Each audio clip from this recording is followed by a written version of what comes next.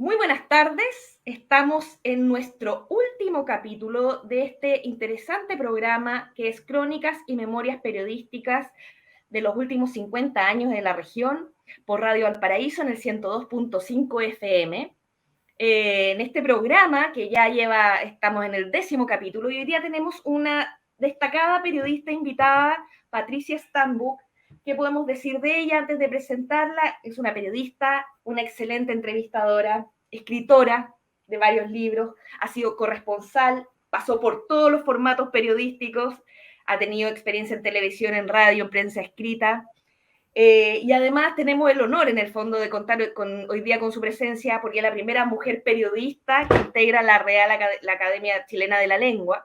Hoy día es su vicerrectora, pero además también tiene una prolífica trayectoria académica.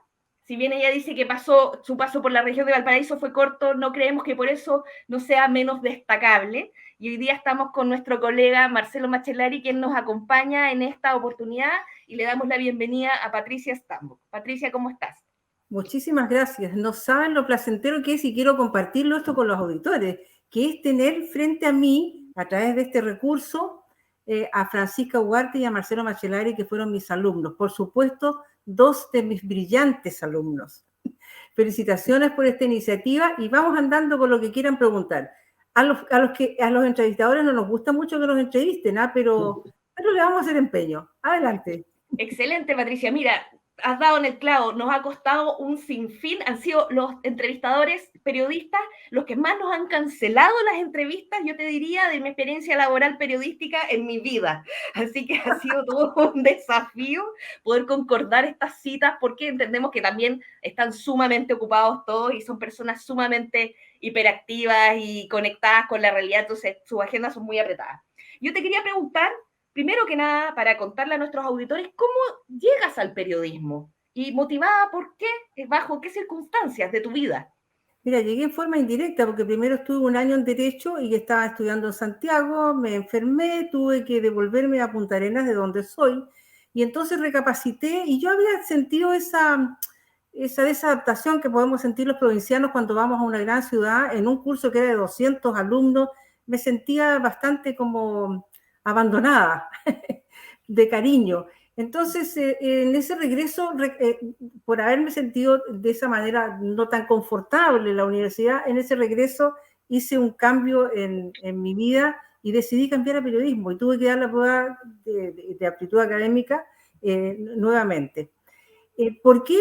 El otro día me lo preguntaron y yo recordé un episodio particular que fue porque hay momentos de la vida en que pequeñas frases, pequeños hechos lo determinan a uno, la determinan a uno. Y esto fue que en una gira del presidente Frei, él estaba visitando un asentamiento campesino. Yo tenía una cámara que no sé quién me la proporcionó, una cámara fotográfica, y lo perseguía por aquí, lo perseguía por allá, se subía él a un estrado, ahí estaba yo, iba en dirección al centro de Madre, estaba yo en la puerta esperándolo, y él iba acompañado de mi padre, que era el constructor de ese asentamiento, y le preguntó, ¿quién es esa? Bueno, yo tenía 14, 15 años, pero era grandecita. Entonces le preguntó, ¿quién es esa periodista? Y mi padre se rió y le dijo, no, no es una periodista, es mi hija. Eso me quedó dando vuelta porque esto se conversó en la casa y se veía el desplante que yo tenía, el entusiasmo por leer, por contar cosas, lo observadora que era. Y yo creo que simplemente por ahí me fui encaminando. Aparte de lo siguiente, a la casa, ustedes saben que no había televisión, ¿y qué es lo que llegaba a la casa? Un paquete de revistas en que cada uno tenía su propia revista. Para uno era la revista Bea, para otro era Life, para otro Ecran. Y cuando llegaba ese paquete de revistas, era desenvolverlo y olerlo, ese olor a tinta era riquísimo. Y entonces ahí yo empecé a leer mucho de lo que escribían otros colegas chilenos. Tenía esa ¿Marcelo? proximidad. ¿Marcelo? No me escucha Marcelo, no importa. Patricia, y yo te quería preguntar, bueno, me llamó mucho la atención el título de tu tesis de grado, que es Periodismo Testimonial, Superación del Hecho Noticioso Aislado. Si nos pudieras explicar, y a la gente que está escuchándonos en este momento, ¿qué significa eso? ¿Por qué Porque hablas de la superación del hecho aislado como un tema, una hipótesis, me imagino que partiste con alguna hipótesis testimonial. No, pero te lo voy a decir de otra manera. Uno escribe una crónica, sale a reportear, y la crónica dura un par de horas y muere teóricamente, muere con el papel, y luego vas a comprar una fruta y te envuelven la fruta con ese papel y ahí está tu trabajo. Entonces, de alguna manera, ese nacer y morir de la crónica, yo enfrenté una forma de hacerlo sobrevivir por más tiempo, que era tratar en forma más prolongada las entrevistas en profundidad, y hacer con eso no solamente una crónica para un diario, sino escribir un libro. Pero era periodismo puro. Entonces, por eso le puse superación del hecho noticioso aislado, que es un hecho que no está conectado. En cambio, yo empecé a hacer la vida de Violeta Parra y empecé a entrevistar a todos los familiares y amigos y conocidos de Violeta Parra y logré armar y contextualizar su historia. Entonces superé, no es ya un hecho, murió Violeta Parra, no, es Violeta Parra reconstruida, vista por quienes la conocieron, la quisieron y también la odiaron, lamentablemente. Lamentablemente. ¿Y nos podrías contar a lo mejor más profundamente cuál fue esa experiencia de conocer el entorno de Violeta Parra? Porque, según tenemos entendido, fue la primera biografía que se escribió ella después de su muerte, de su fallecimiento, en condiciones bastante trágicas además. Exacto, y fue muy privilegiado hacerlo porque a 5 años de su muerte teníamos muy fresca la memoria de las personas. A uno se le van olvidando las cosas, a todo el mundo. Entonces, esa experiencia para mí fue fuertísima. Piensa que yo provengo de una cultura completamente distinta a la de la zona central. La cultura austral es completamente diferente a la de Santiago al sur. Y ella, ella es la esencia de la vida popular de la zona sur, ¿no? Chillaneja. Entonces, para mí fue entrar en un mundo que además era interpretado por emigrantes a Santiago. Entonces me tocaba visitar las poblaciones, conocer a sus familiares, la Hilda, que vivía en una casa modesta y que era tan encantadora. Mira, me encontré con formas de hablar distintas completamente, con meicas, que yo tenía que adivinar un poco qué era lo que me estaban diciendo. Entonces fue un enriquecimiento enorme para mí, enorme. Me sacó de un golpe de ese mundo de la región austral y me metió profundamente en ese mundo de la zona sur chilena. Patricia, hay una cosa, empieza ahí para usted el acercamiento como ese cruce entre el periodismo y la literatura que continuaría durante toda su carrera, o del hacer literatura con el periodismo, hacer periodismo con la literatura, no sé, pero exactamente, exacto, que algunos le dicen periodismo literario justamente, o literatura periodística, pero periodismo literario me parece una forma de definirla bastante acertada. Es eso, ese encuentro se produjo en ese libro que fue un libro pionero, no solamente en Chile, en América Latina. Ustedes busquen y no hay de esa época un libro similar, que es una biografía coral. Es un coro de voces que reconstruyen una historia. Luego empezaron a incursionar lentamente otras personas, en fin, en esa modalidad o subgénero del testimonio. Pero fue un buen aporte y un libro, creo yo, que hasta el día de hoy, que está súper reeditado y sigue en librería, un aporte para el conocimiento no solo de la vida de ella, sino de la vida del pueblo sureño, de lo que era esa clase media chilena. Claro. Patricia, cuéntanos, después tú trabajas en prensa, en medios escritos, en televisión, en Magallanes primero. ¿Cómo era, para que le podamos ejemplificar de alguna manera, cómo es trabajar en una crónica, los medios en una región extrema como en Punta Arenas, para la gente que no conoce cómo funcionan los medios de comunicación? Bueno, yo creo que es mucho más fácil que lo que es en Santiago, donde tienes que desplazarte en grandes distancias, donde la gente puede a lo mejor no querer informarte, donde tienes otro tipo de dificultades. Para empezar eso, o sea, tú estás reporteando entre personas conocidas, por lo menos lo era en ese momento para mí, en que Punta Arenas era mucho más pequeño. Y lo otro era el retorno, y te voy a contar una experiencia. Yo hice mucha radio, y hacíamos un programa con Fernando Ferrer, gran amigo y colega que en paz descanse, en las mañanas en Radio Polar.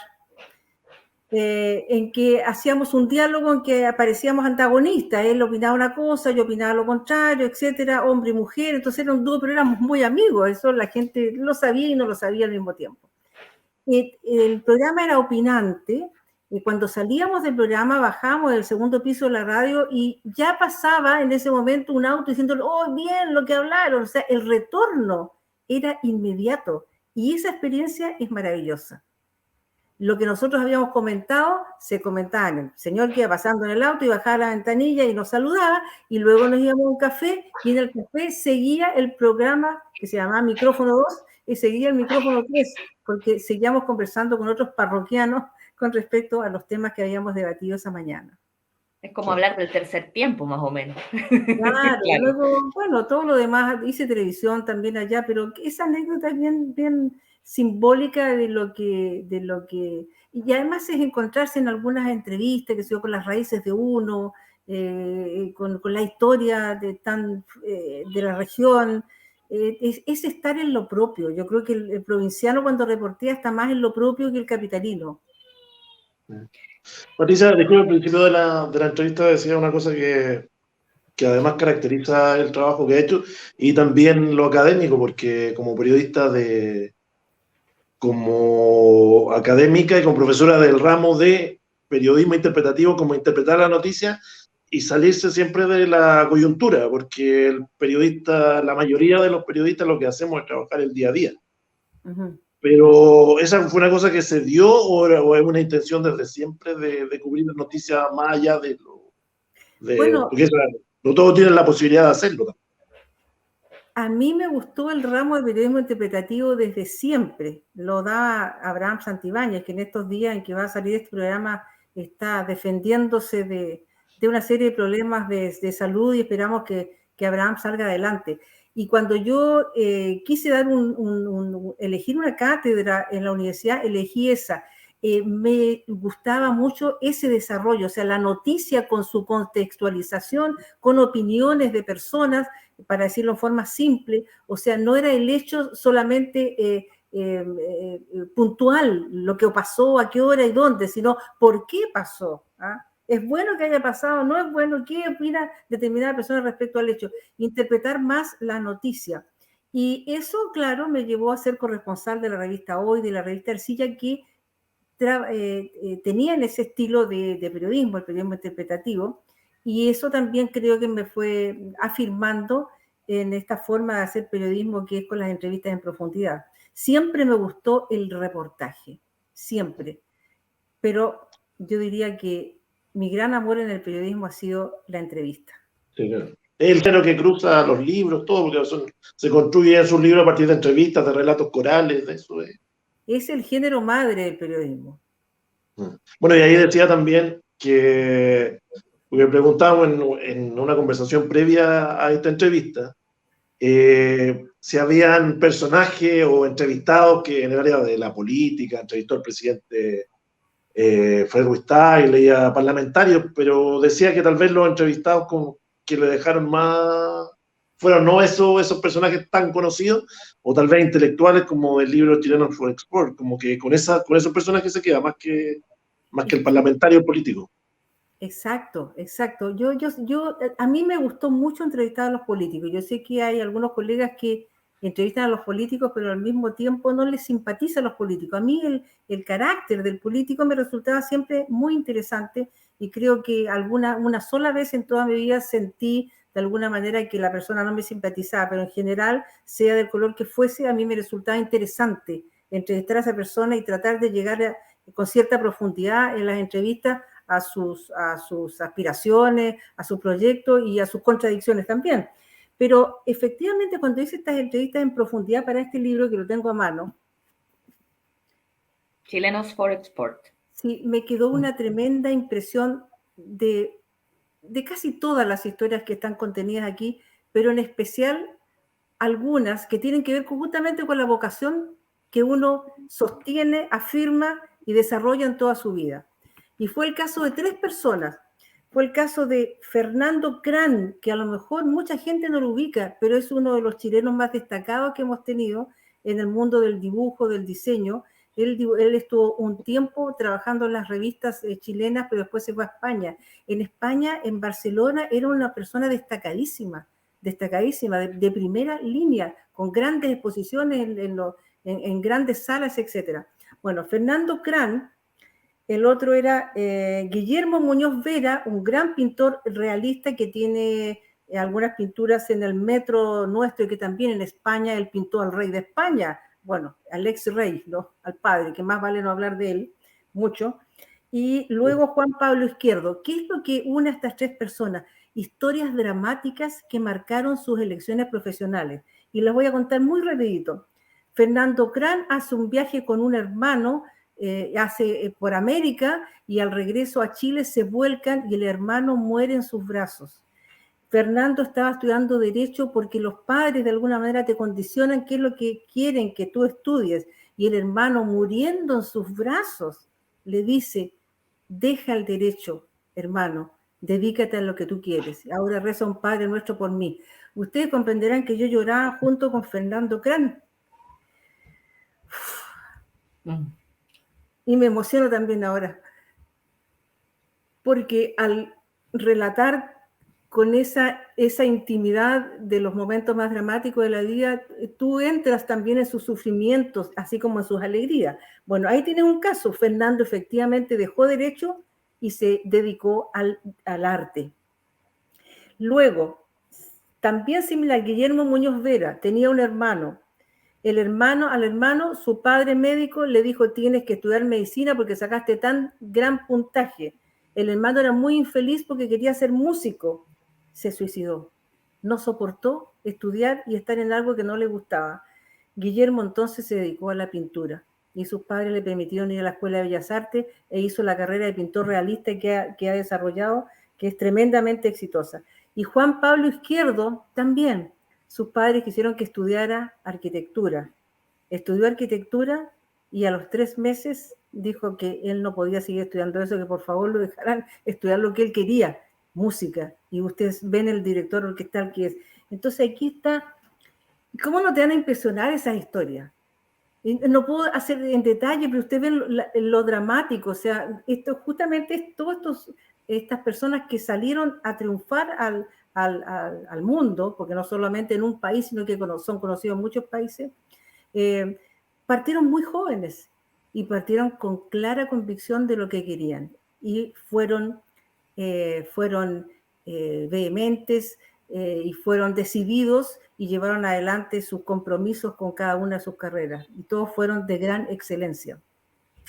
Esas entrevistas a mí me produjeron una gran conmoción, francamente. Y la otra es la entrevista de Rosa Yagán, que la desarrollé durante tanto tiempo. Creo que esa es la entrevista en el fondo más importante de mi vida, ¿no? En la que logré hacer este libro que es un clásico de la historiografía chilena. Así que no siempre son los grandes personajes, los presidentes, los ministros, no. Son personas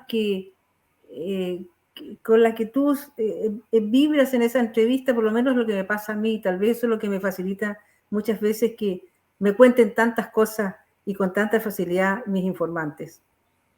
Patricia, te quería preguntar a propósito de lo que hablas recién, en el fondo, como periodista y como entrevistadora por excelencia, te quería, ¿cómo te paras tú frente al entrevistado para lograr esa intimidad de alguna manera que se da en una entrevista en un periodo tan corto de tiempo, donde uno, 1 hora, 2 horas, con una investigación previa, evidentemente, logra conectar con el otro?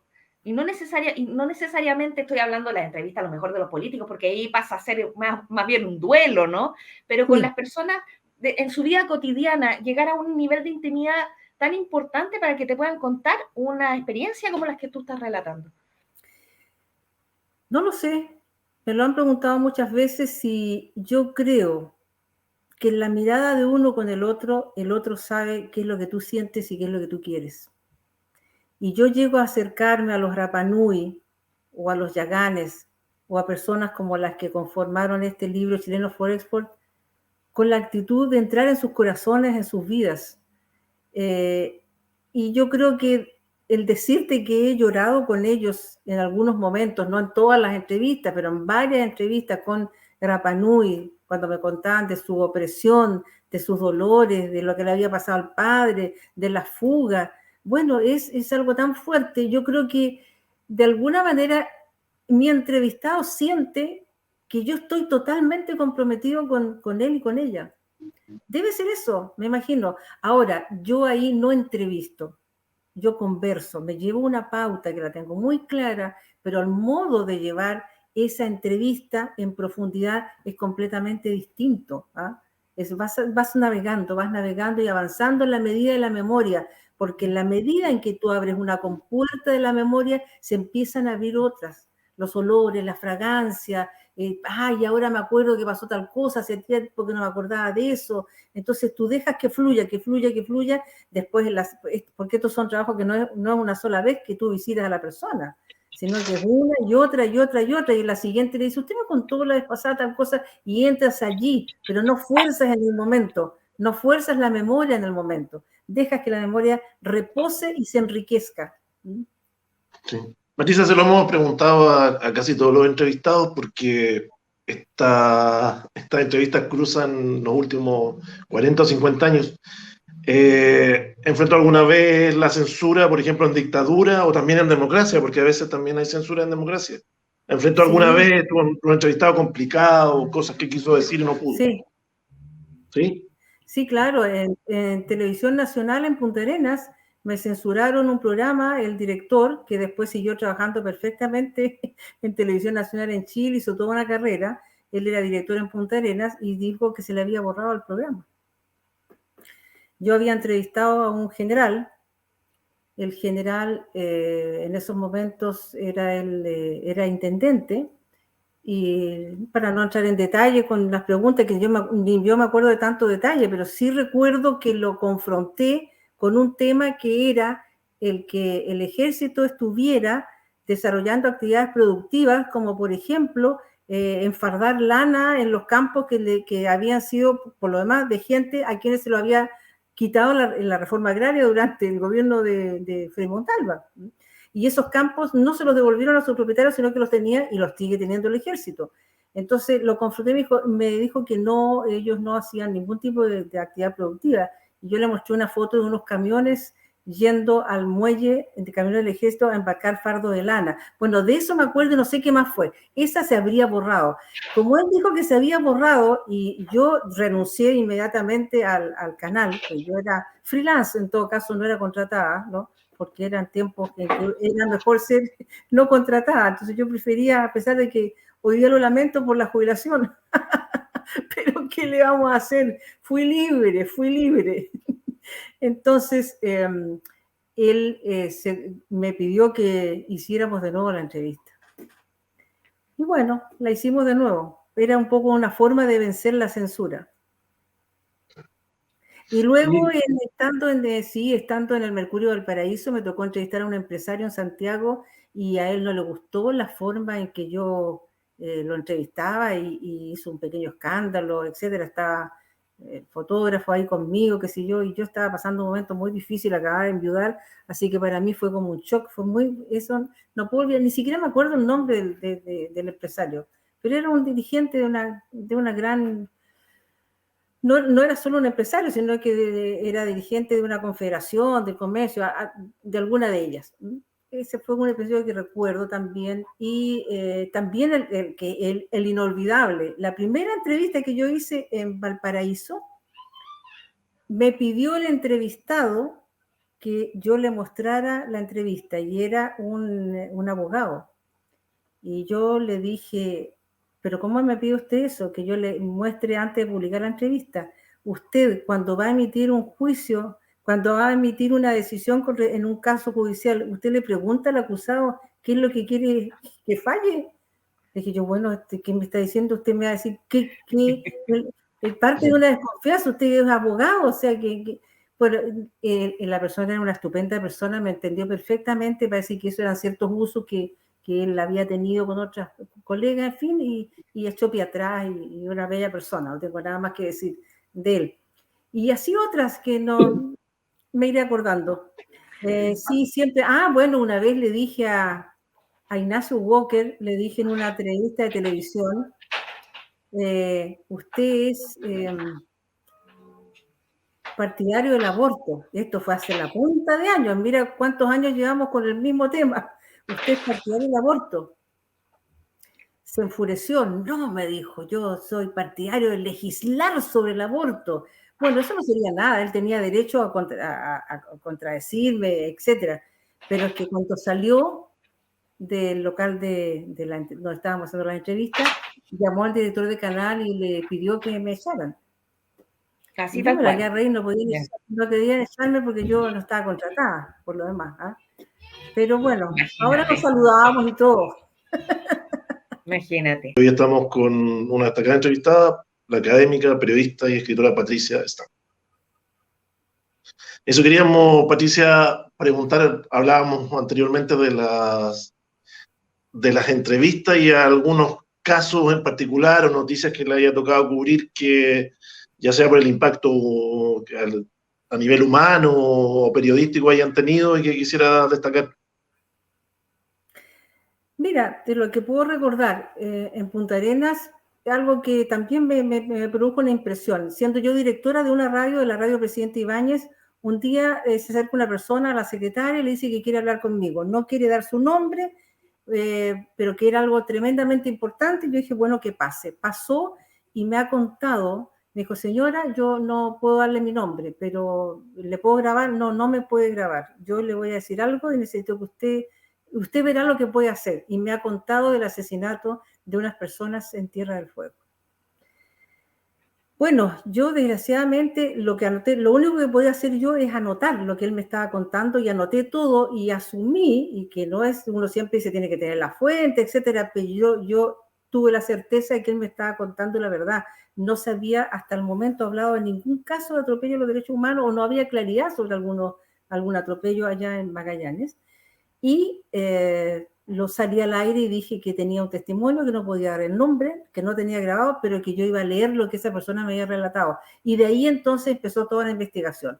Bueno, y finalmente se llegó a los casos, ¿no?, que habían ocurrido en el regimiento de Porvenir, con personas implicadas del regimiento de Porvenir. Bueno, me imagino que cuando una vez que lo sacas al aire, esta información, se acercaron autoridades a ti. ¿Cómo fue? Si nos pudieras relatar un poco cómo fue se empezó a manejar ese hilo de información hasta que en el fondo llegan a los resultados de la investigación. Ya estábamos en democracia, por supuesto, pero yo en el momento no tuve una repercusión directa. Yo diría que se empezaron a mover los hilos por detrás sin consultarme, pero esto me ha penado de alguna manera por años y años, hasta incluso el año pasado me estaban interrogando respecto al tema. Y tuve una conversación por vía Zoom con una jueza de Punta Arenas, porque trataban de indagar más sobre ese tema que podría estar relacionado con otro, pero en el fondo yo no tenía mucho más que aportar, excepto eso. Pero varias veces me han citado a declarar al respecto. Y el otro caso fue en un programa de televisión que se llamaba Los Protagonistas, que hacíamos en Televisión Nacional.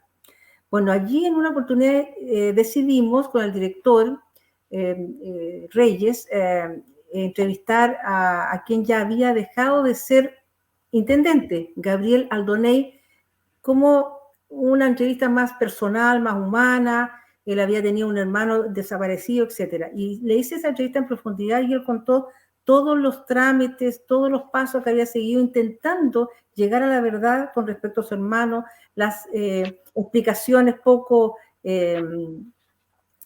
claras y claramente torcidas que le habían dado respecto al paradero de su hermano joven que era interventor en Limache. Bueno, y terminada la entrevista, gracias a Dios, ya lo llama una persona conocida de él relativamente y le dice que hay un amigo de él que quiere conversar con él porque necesita contarle algo. Yo tampoco puedo ahora dar más detalles porque esa persona seguía trabajando en la Armada, pero él tenía claro testimonio de lo que había ocurrido y en qué condiciones había visto al hermano de Gabriel.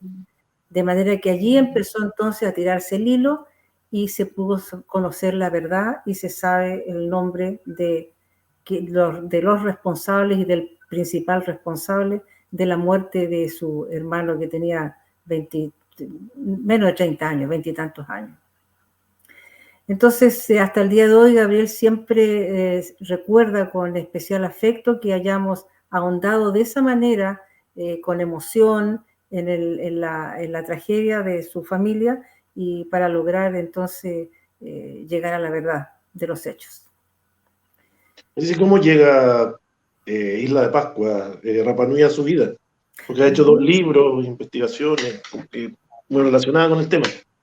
Bueno, porque a pesar de que está tan lejos Isla de Pascua, me queda más cerca que Navarino con los yaganes, y yo había hecho ya 2 libros sobre yaganes, y me preguntaba con qué etnia podía trabajar, y me resultaba muy atractiva la etnia de Rapa Nui, porque a diferencia de los yaganes todavía mantenían idioma, costumbres y número de personas. Entonces hice un primer intento en la universidad, pero con poco éxito, porque presenté un proyecto para hacer una investigación y no fue aceptado, así que me dediqué a hacer otras investigaciones de agenda noticiosa que también fueron muy interesantes. Solo cuando dejé la universidad dije, ahora es el momento. Y entonces me fui por mi cuenta a la Isla de Pascua y empecé a hacer entrevistas. Primero fue como un viaje así a la aventura, a ver qué pasaba. Pregunté, ¿dónde hay una persona anciana? Y me dijeron, aquí al frente está doña Ana Lola. Mira, crucé, me presenté con Ana Lola, empecé a hablar con ella. Yo a los 15 minutos sabía que yo no podía dejar ese tema. Y luego me fueron pasando cosas extraordinarias. En ese mismo primer viaje a Isla de Pascua, fui a un hogar donde le dan almuerzo, once, qué sé yo, y los alegran a los abuelos Rapa Nui, los Coro y las Nua. Y me senté al lado de una señora y le pregunté que cómo se llamaba ella. Reina, me dijo, no pronunciaba la R, Leina, me dijo, Leina Hawa. Pero me dijo, mi verdadero nombre debiera ser McKinnon, porque yo soy hija de un McKinnon. Y yo le dije, McKinnon era mi abogado en Punta Arenas. ¿Quién es su abogado? John McKinnon. Sí, dijo, John McKinnon es a ver, ¿qué sería? Mi tío. No, mi primo, es mi primo. John McKinnon es mi primo. Resultó que eran 2 hermanos, los McKinnon. Uno se fue por la compañía explotadora de Isla de Pascua a Rapa Nui y el otro estaba en la compañía explotadora Tierra del Fuego en Punta Arenas.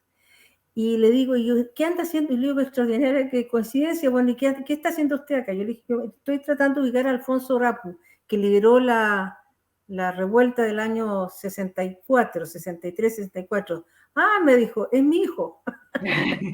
Entonces, yo a esas alturas ya no quería más. Ya dije, ya está oleado y sacramentado el tema para la Patricia, así que empecé a trabajar en ese tema.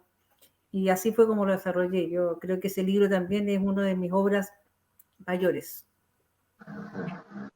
Rongo, la historia oculta y la de Pascua.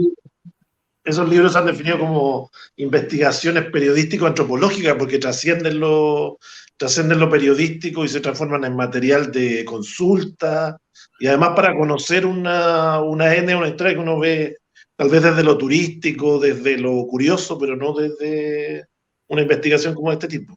Exactamente, como bien decía Alfonso Rapu me decía, yo cuando doy a un lugar y hay gente que no es Rapa Nui, me dice, ya cante Alfonso, pero yo no canto, si todos los Rapa Nui no somos cantantes y guitarristas, creen que todos estamos para el baile, tampoco bailo, me decía. Entonces hay un estereotipo del Rapa Nui y aquí se quiebra no solo ese estereotipo, sino que se entra en la historia íntima del siglo XX de lo que vivió esa comunidad y que explica en buena medida cómo es el Rapa Nui de hoy. Para entender al Rapa Nui de hoy, yo recomiendo mi libro, Rongo, la historia oculta de Isla de Pascua, porque mucha gente no entiende por qué hoy los Rapa Nui son como son, y ahí se entiende. Sus padres y sus abuelos fueron humillados, y eso no se supera fácilmente. ¿Y lo académico cuándo llega a empezar a hacer clases? ¿Cómo se dio en paralelo o fue de los últimos años, de los 80? No, yo di clases en Punta Arenas también en la Universidad de Magallanes, pocas, pero yo ya era directora de comunicaciones de la universidad y tenía ese vínculo con la universidad, era muy universitaria. En el fondo me fui a refugiar a la universidad porque me cansé un poco de los medios, porque éramos muy pocos los que sacábamos las castañas con las manos del gato, y yo tuve durante toda la época del gobierno militar, que allá en todo caso no había las repercusiones, no había los problemas que había acá para ejercer el periodismo, los que había en Santiago, en Valparaíso. No, allá para qué vamos a hacer una cosa por otra, la vida era bastante tranquila y poco complicada. Pero entonces me fui a la universidad, de todas maneras éramos pocos los que opinábamos y teníamos siempre a una persona paseándose en el auditorio afuera de donde nosotros estábamos hablando. O sea, había ciertas pequeñas tensiones, pero no mucho más que eso. Y entonces decidí ir a la universidad, allá de unas clases, y ya cuando me vine acá me fui a ofrecer de frentón porque era distinto. Allá le daba clases a ingenieros, pero acá había una escuela de periodismo que se acababa de formar en la Católica. Entonces fui y me presenté a quien era directora entonces, Marian Peronar, y ella me dijo que tenía todo copado ya los profesores que acaban de entrar a la escuela, y yo le dije muy arrogante, le dije, mire Marian, yo voy a estar disponible, yo estoy empezando a trabajar, voy a hacer entrevistas en el Mercurio y yo creo que de aquí a 6 meses, si usted no me llama antes de 6 meses, yo voy a estar muy ocupada y ya le voy a decir que no. Así que si quiere que yo haga clase, me avisa pronto. A los 6 meses me llamó porque me vio en televisión haciendo estos programas, me vio, y yo acababa de llegar, me vio haciendo entrevistas en el Mercurio, grandes entrevistas que eran unas sábanas, 2 enormes páginas, o 3 con las entrevistas que eran interminables, pero daban la oportunidad de entrar en profundidad en los temas en todo caso. Así que así fue como llegué a la universidad. ¿Y llegó a ser directora después? Sí, llegué a ser directora, yo creo que podría haber sido más que directora, pero entramos en crisis de democracia universitaria con el rector de la época. ¿Para qué nombrar? ¿Para qué acordarse de esos momentos? ¿Para qué acordarse? Entramos en crisis de democracia, claro. Lo que no sé cuán profundo el conocimiento que hubo en el momento de qué se trataba, pero nosotros queríamos ser independientes, depender de una facultad que realmente tuviera que ver con nosotros, por lo menos la de historia, pero no la de administración y economía. Entonces, toda la razón. ¿Por qué? Porque esa facultad era un voto para el rector. Entonces, toda esa tramoya, mis alumnos no la supieron. Pero no, en fin, nunca la supimos. lo pasamos. Pero ahora que lo cuentas me parece súper lógico lo que estás diciendo, porque la verdad nunca se entendió por qué dependíamos de la Facultad de Economía y de Ciencias Administrativas. Por eso, porque el decano era muy próximo y le daba completa seguridad al rector de su voto.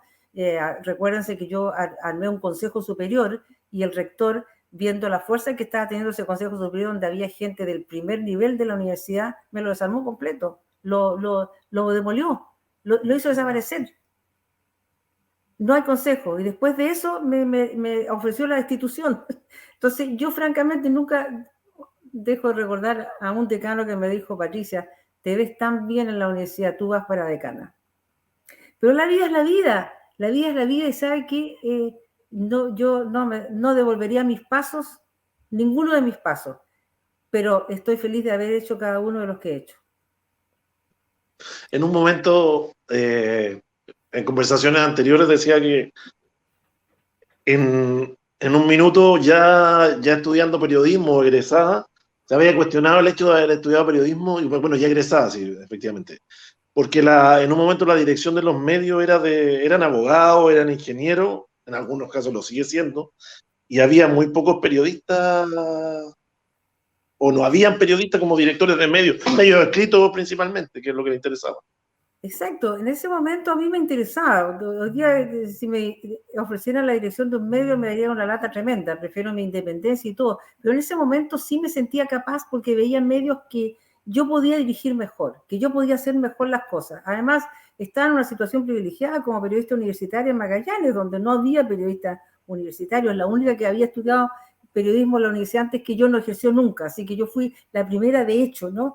Entonces tenía interés en estar a la cabeza en la televisión, de estar a la cabeza y no, había también un poco esa cosa machista, las mujeres con personalidad, no siempre le caemos bien a todo el mundo, hoy día las cosas han cambiado, pero entonces todavía estaba esa rémora, y que el hombre era el que estaba destinado para los puestos superiores y la mujer a la sombra.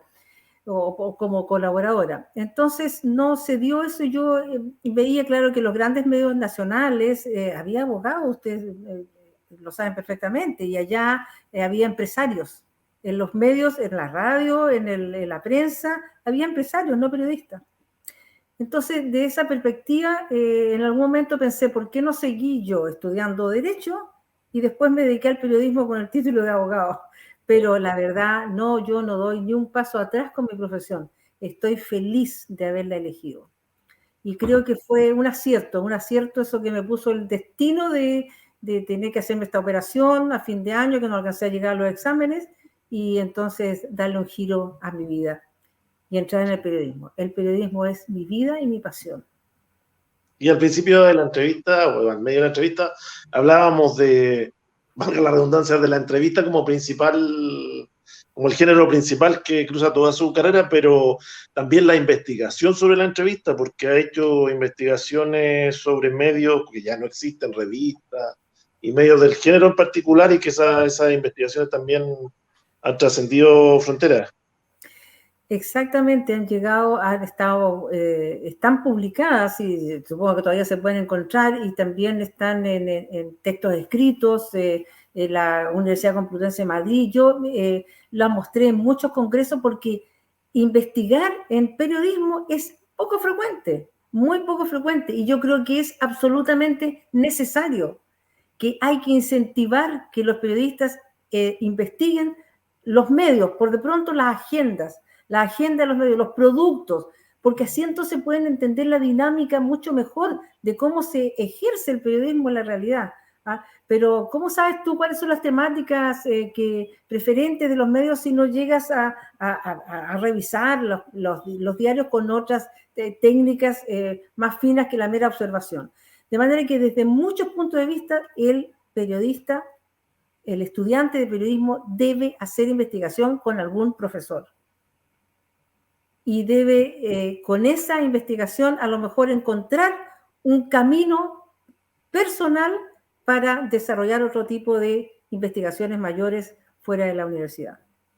Mayores o menores, bueno, lo digo, yo creo que la investigación que yo hice no fue menor, o sea, yo creo que desentrañar los mecanismos de la entrevista, los tipos de preguntas, hay que pensarla bien, y yo logré una categorización de las preguntas. Pero eso es demasiado aburrido para comentarlo ahora. No, para nada. Patricia, yo te quería preguntar, lamentablemente estamos ya casi al cierre del programa, pero de las tremendas experiencias que tú has tenido entrevistando, si tú llegaste cerca de los 90 a Valparaíso, ¿cierto? Por ese periodo. 95. ¿Alguna entrevista, alguna anécdota divertida, curiosa, dramática que tú podrías comentarnos como para ir cerrando, que te haya quedado ahí grabada, especialmente pensando que estaba el Congreso en Valparaíso, a lo mejor te tocó entrevistar políticos, o sea, era una época bien convulsa, ¿no? Los No, años 90. te voy a contar la anécdota, que es muy personal. Mira, yo le pedí una entrevista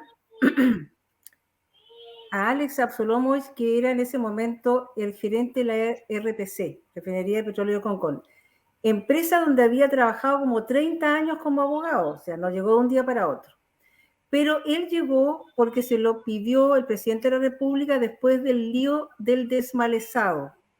Entonces yo quería entrar en ese tema, a ver cómo se había resuelto el tema del desmalezado y otras cosas más, y le pedí una entrevista. Se la pedí a través de un colega que era el que oficiaba de relacionador público del RPC.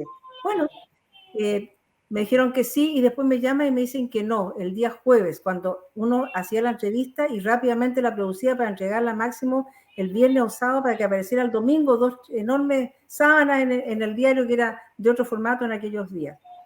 Entonces me dicen, no hay entrevista. Yo me enfurecí, le dije, pero ¿cómo me puede decir hoy día? Yo no tengo otra posibilidad de hacer otra entrevista y esto simplemente voy a poner las 2 páginas en blanco, ¿qué es lo que quiere que haga? En fin, me enfurecí con mi colega, le dije, no, tienes que resolverlo.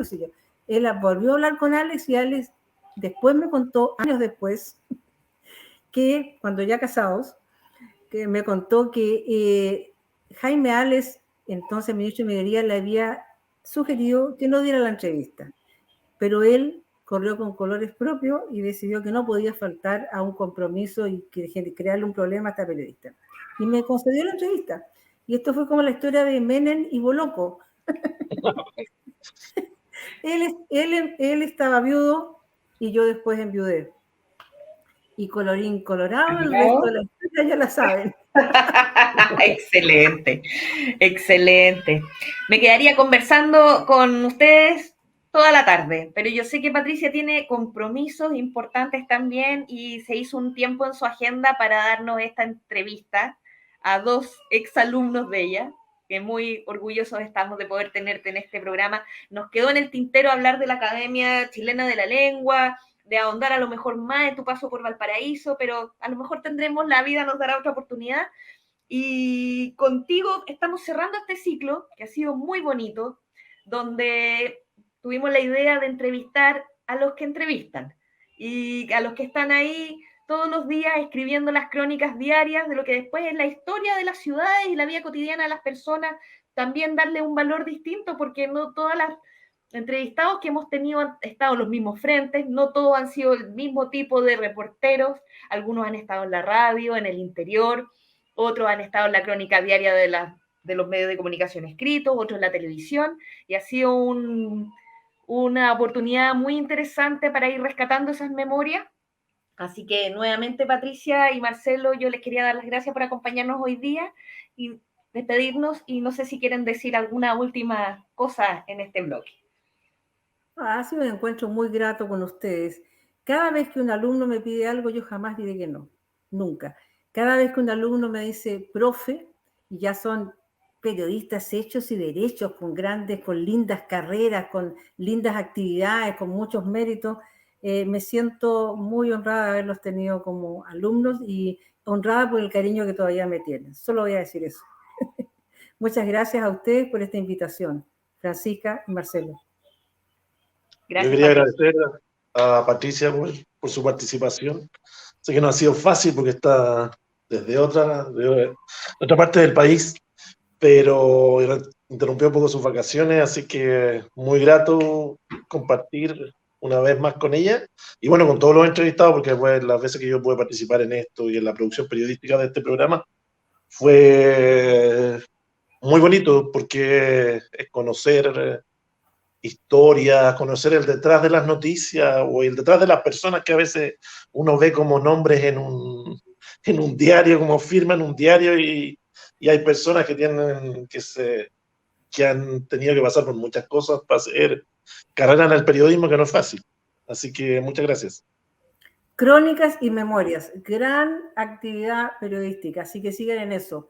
Mientras haya memoria, no habrá olvido. Exactamente. Bueno, eso, y le agradecemos a nuestros auditores también por el espacio, por la paciencia y también por compartir con nosotros este espacio. Así que muy buenas tardes. Buenas tardes.